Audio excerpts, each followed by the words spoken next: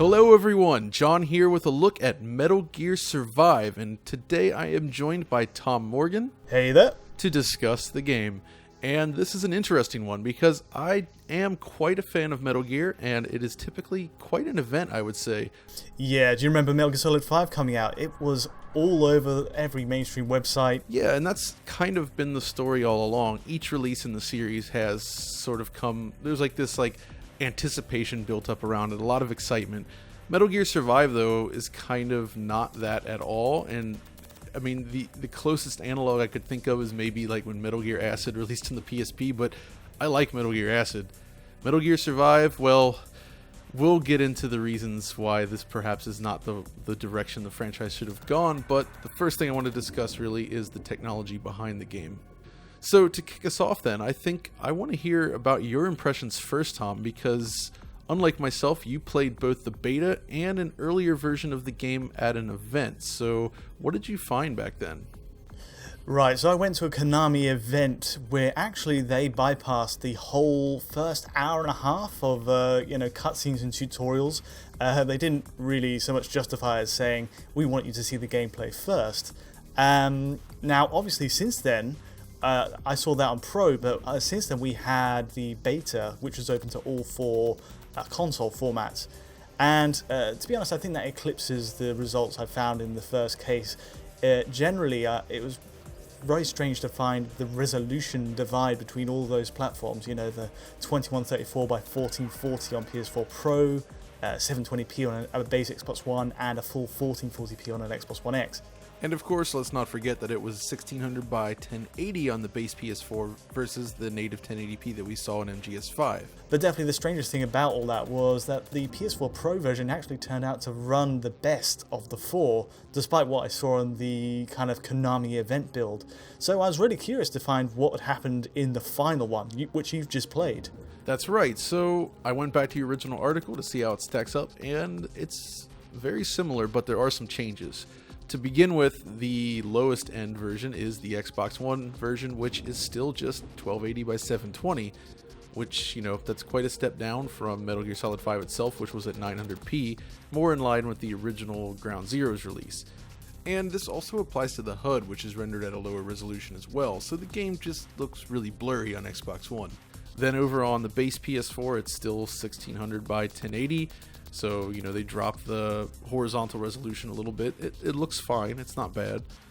And then I guess Xbox One X then is the full 2560 by 1440.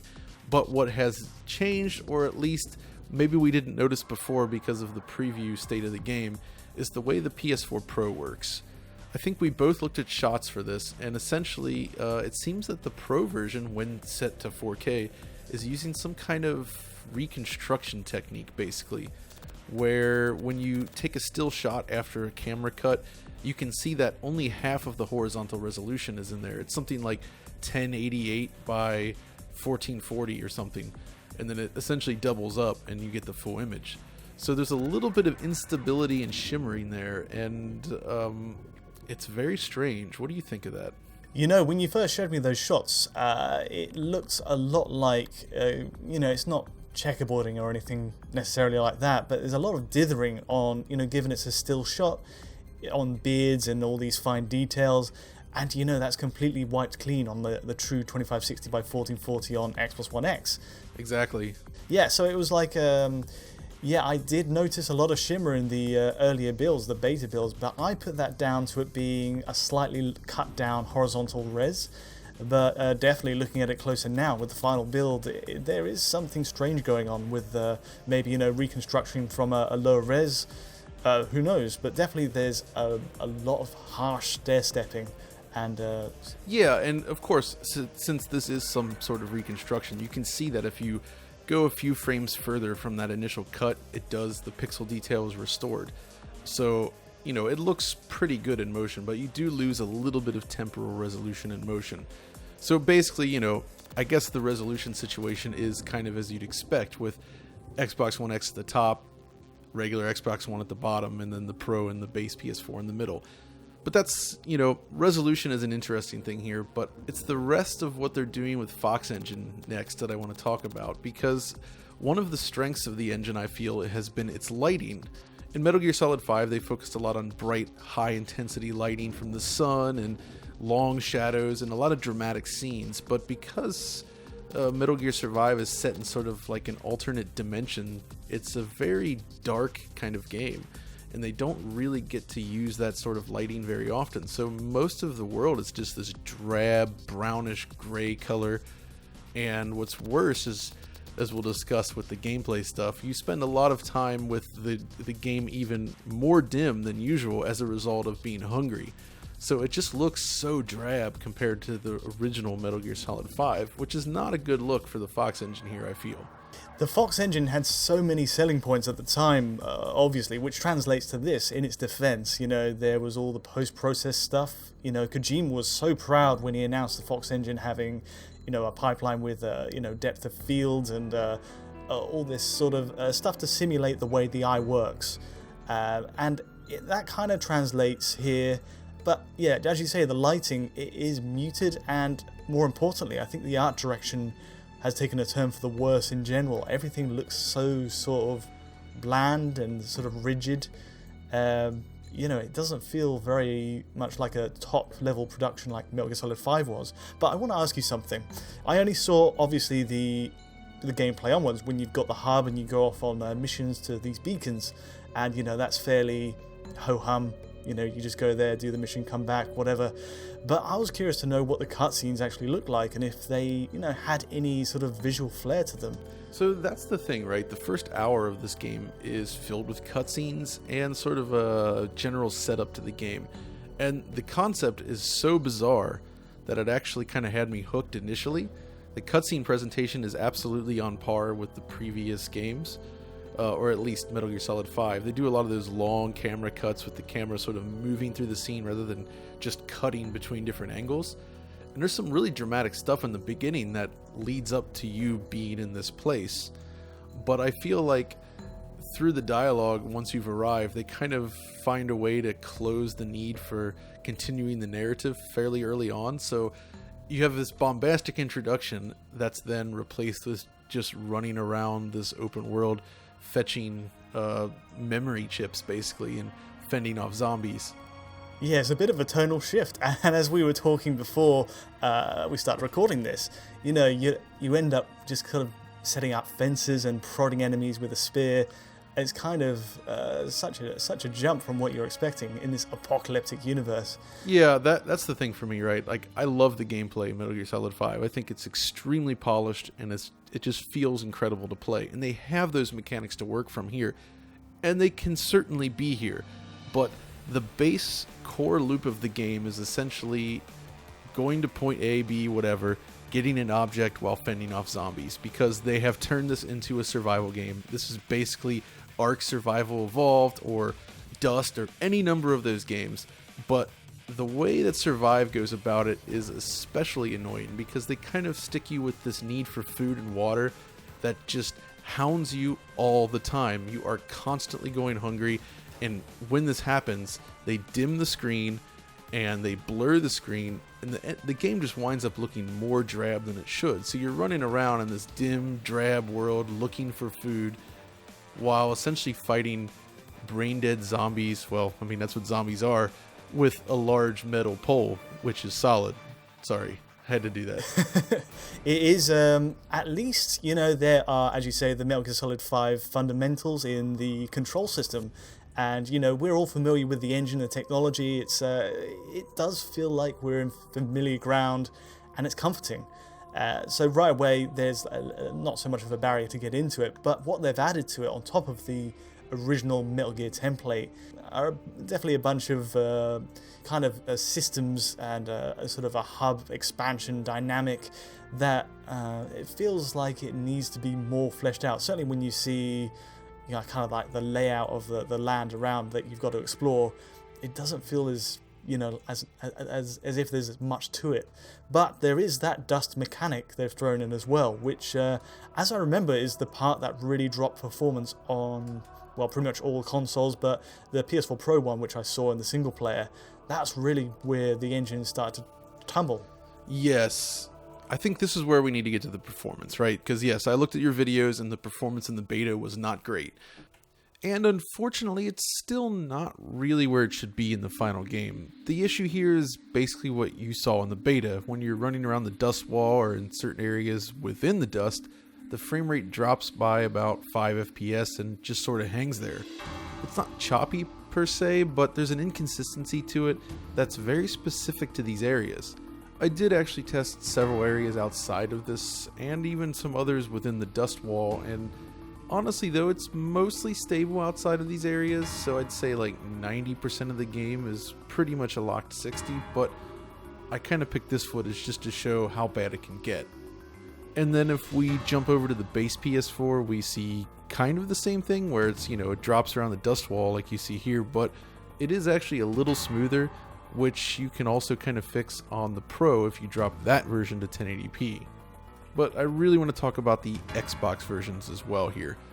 When you're running around the open areas like the Pro, the drops are minimal and it feels really good to play, a bit like normal MGS5 really. But also like we saw on the Pro and in the beta, those areas in and around the dust wall again drop below 60 FPS and they hang there. It's that same 5 FPS gap. So really the X and the Pro are kind of on similar grounds in terms of performance, but since the resolution is higher on the X, I kind of feel like that's actually the best console version right now.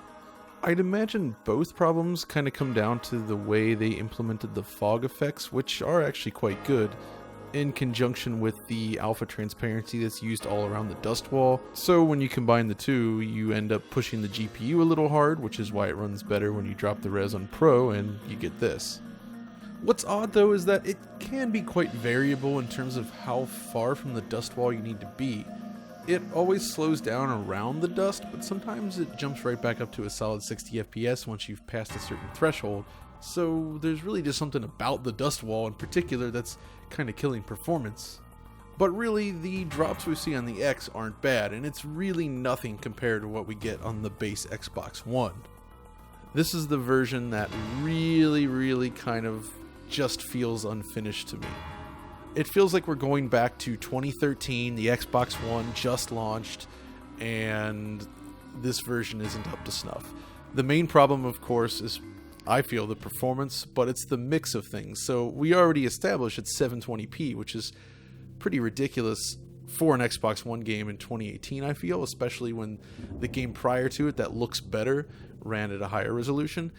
But the problem here is that at least in all the areas, so your entire base area, in all the areas around it, in all the missions that I've played, the game is always below 60 frames per second. In fact, the only time I guess I could find an exception to that is when I was punching a sheep for food and looking at the floor. Like if you angle the camera all the way down, you'll get these pockets where it sort of stays at 60 frames a second. But most of the time it's like constantly dipping and stuttering, to the point where I was really wondering if there was something wrong with my Xbox. So I rebooted it, tested it again, same problem. Went over to my other original Xbox because I was using an S for the initial tests. So I used my base Xbox One, same problem. So as far as I'm concerned, the game just doesn't run right on the regular Xbox One. So when you couple the bad image quality with the really unstable frame rate, this is just not the way to go at all. And it really, it's a big miss on their part. It's all consistent with what we found in the beta as well. It was kind of staggering, but you had the benefit of the doubt going in favor of it, thinking, oh, they'll fix that by the final build. Maybe it'll be fine. But I don't suppose you've had a chance to check out the multiplayer yet, because that could be a different beast. Yes, so I tried to play multiplayer on PS4 Pro and Xbox One X. It worked great on Xbox One X, but on the Pro, every time I tried, I kept getting timeout errors after sitting at a loading screen for 3 or 4 minutes. So yeah, as of right now, I really haven't been able to test it on the Pro, but Xbox One X holds up fairly well. So the slowdown kind of appears in the opposite places as I found in single player. When you're just running around through the fog by yourself, it's not bad and doesn't really seem to give any sort of frame rate problems, but when you're actually sort of in the heat of things and there's tons of zombies around and you're all trying to defend the base, then you can definitely get some drops. But again, overall it's very similar to single player, and really performance was not a problem on the X. but we'll have to see on the Pro when it eventually starts working. But I will say that I had some fun with the multiplayer, even though I kind of only get to play it at a very low level here. It seemed a little less severe than the single player in terms of some of the resource management stuff. What did you think? I found that definitely in the multiplayer side of things, they minimize the need for eating food and all that. You basically jump into that multiplayer with all the weapons you've accrued over the course of the campaign and all the resources, and you can kind of go from there. So I'm thinking maybe that the aggressiveness of that, the kind of the hunger stuff, is going to kind of go away over the course of the game. I'm hoping that's the case, because obviously this is only the first 3-4 hours we've seen of the main campaign.